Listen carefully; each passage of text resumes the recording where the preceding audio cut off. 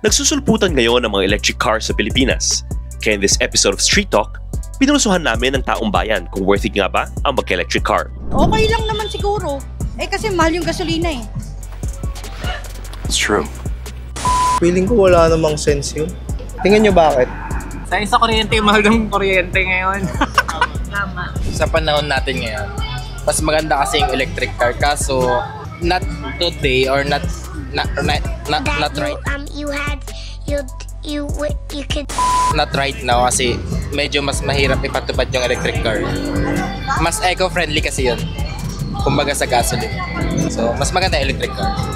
Malaki ba energy consumption nun? Pero mas accessible kasi yung gas. It's a no for me.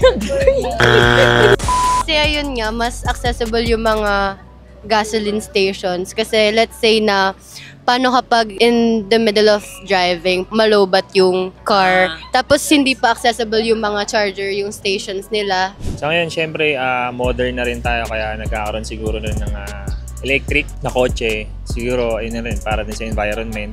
Advanced technology natin, di ba? So, sa nakikita rin naman natin, pakonti-konti, nag-upgrade tayo para dun sa electricity na kotse. Ayun. Sa tingin mo, worth it pa talaga mag-electric car? Comment mo na yan.